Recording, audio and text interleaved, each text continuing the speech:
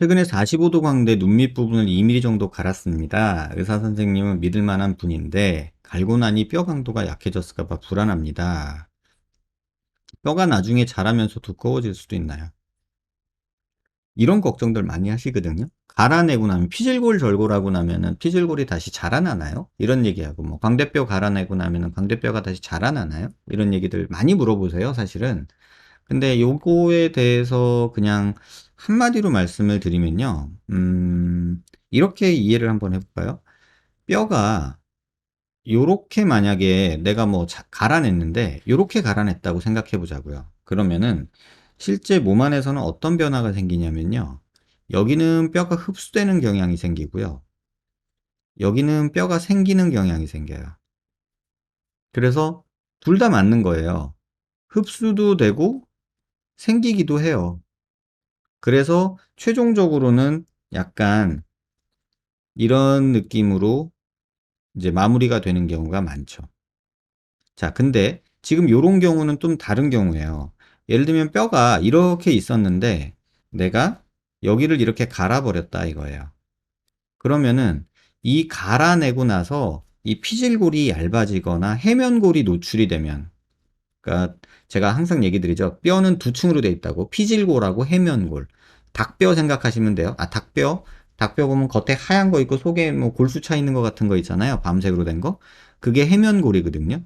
근데 해면골이 노출이 되면 요 위로 얇게 뼈가 재생이 돼요. 이렇게 얇게. 근데 요 두께는 실제로 재보면 0. 몇 mm밖에 안 돼요. 그러니까 이것 때문에 뼈가 두껍게 자라난다 이런 생각하시면 안 되고, 요게 2mm라면 요게 2mm라면 요게 그 해면골이 노출이 돼서 자라나오는 거는 고작 0.1mm. 그래서 조금 요렇게 생각하시면 될 것 같고요. 두꺼워질 수는 거의 없어요. 근데 그런 경우가 한 군데가 있어요. 뭐냐면 턱이 있잖아요. 턱. 사각턱이 만약에 이렇게 있었다고 칩시다. 이렇게. 그런데 우리가 여기를 이렇게 잘랐어요. 이렇게 잘랐다고 해봐요. 그럼 이렇게 놨으면 될 것 같은데, 요게 해면골이 노출이 됐으니까 잘랐으니까 여기에 얇게 뼈가 생기겠죠? 그거는 똑같아요. 근데 문제는 여기에 근육들이 이렇게 붙어 있잖아요. 교근이. 그쵸? 교근.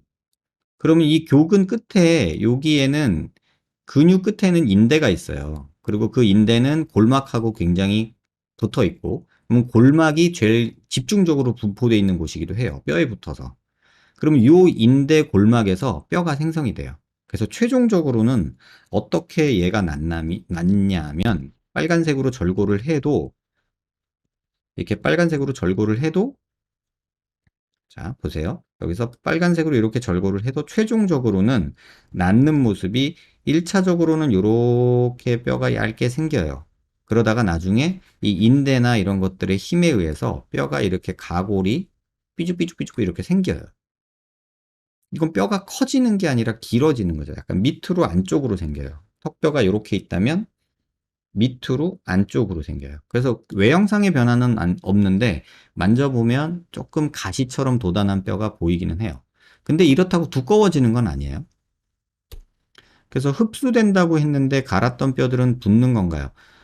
그 말씀드렸잖아요. 가른 부분에 피질골이 생성이 되는 게 조금 생긴다.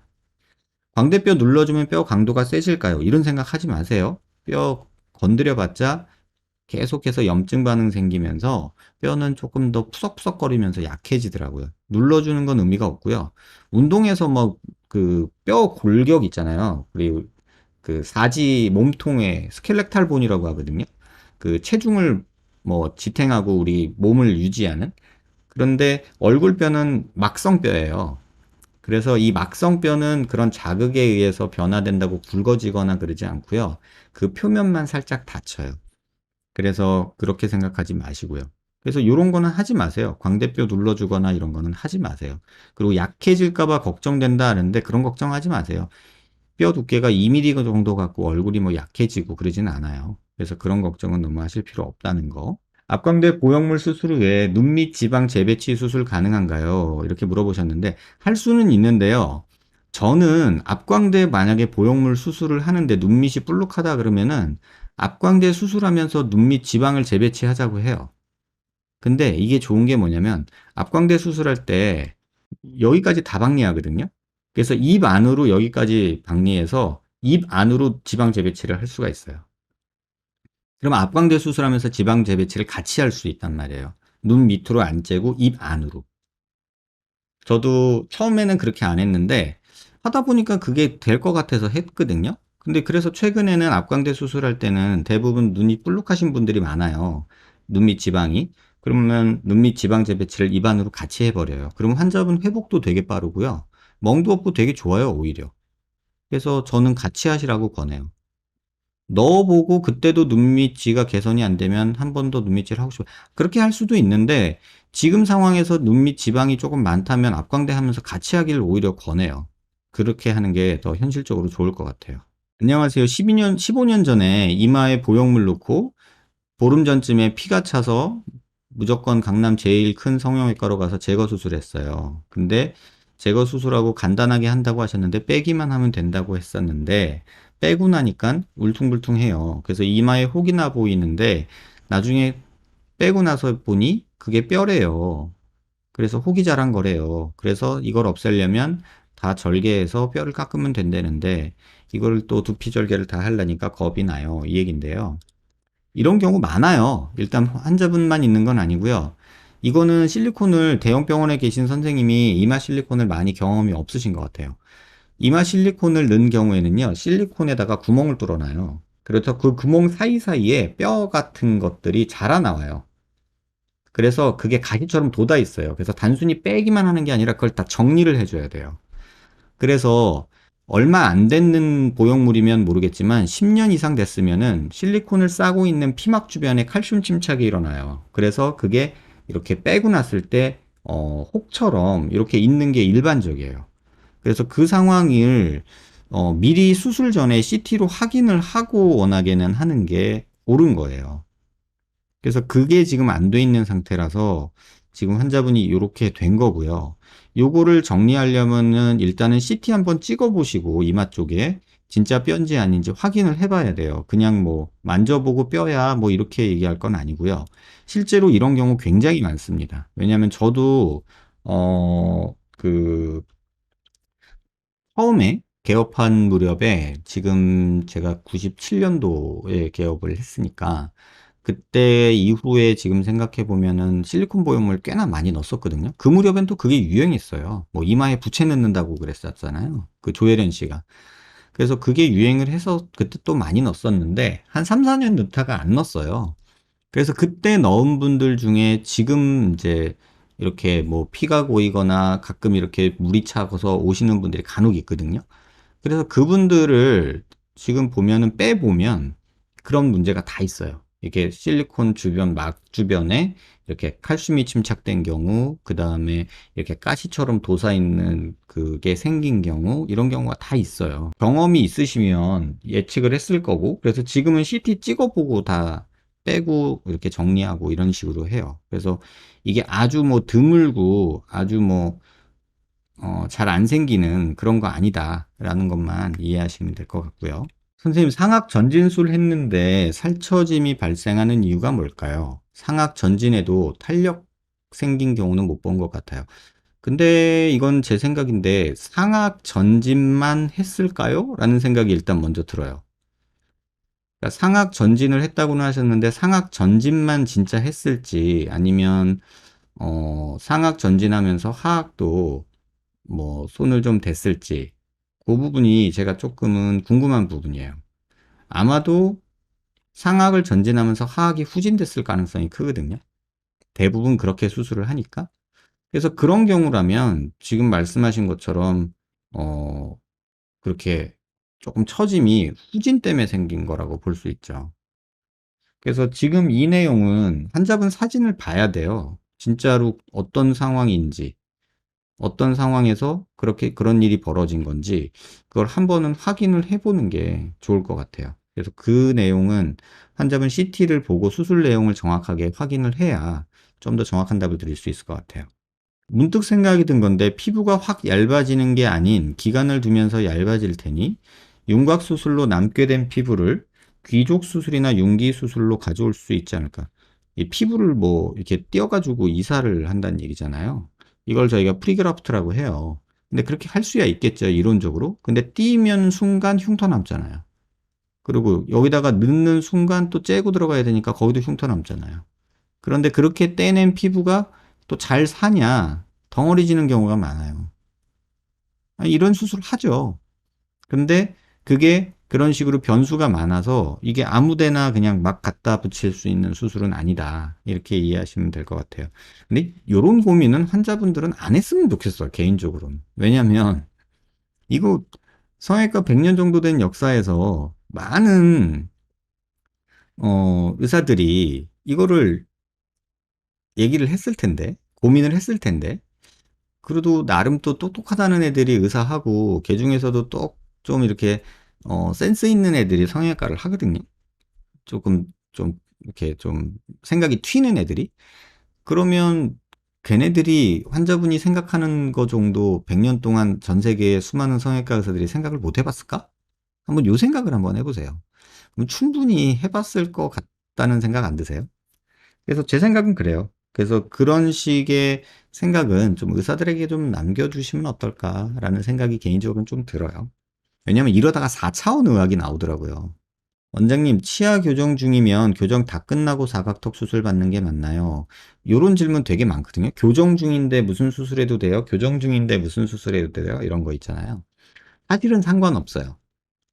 왜냐면 교정 예측을 하고 어떻게 수술해야지를 계획을 세우기 때문에 그런데 한마디로 얘기하면 수술할 땐 불편해요. 왜냐면 그 교정기 있잖아요. 교정기가 기구랑 자꾸 걸려요. 그리고 꺼즈 같은 걸 넣을 때 거기 자꾸 실밥이 걸려요. 그래가지고 되게 거추장스러워요. 수술할 때는.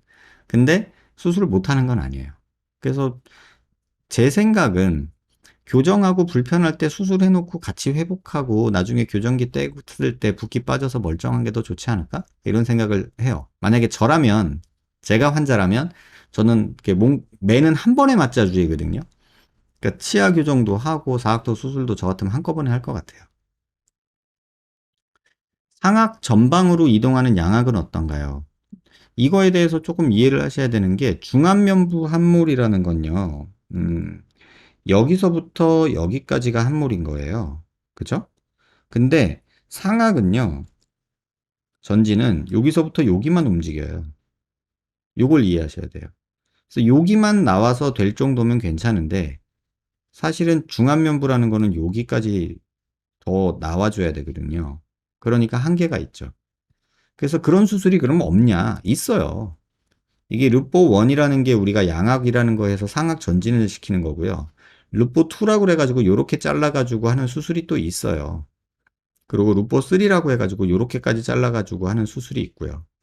근데 사실 여기까지는 미용 목적으로 수술을 하는데 여기까지는 미용 목적으로 수술하기는 조금 무리스럽죠. 왜냐면 리스크도 크고 또 환자분이 입원하는 기간도 굉장히 길고 좀 그러기 때문에 요렇게까지 미용 목적으로 수술을 할 것이냐에 대해서 그 의사들이 조금 두렵다고 해야 되나? 걱정이 많다고 해야 되나? 좀 그런 생각이 있는 것 같아요. 그래서 미용 목적으로 루포투를 하는 경우는 거의 없다고 보시면 될 것 같아요. 원장님 코 수술할 때 기존 늑연골 지지대를 재활용하면 수술 후 회복 과정에서 기존 재료가 약해질 수 있나요? 이거는 케바케예요, 진짜로. 왜냐면 회복 과정에서 기존 재료가 약해질 수 있나요?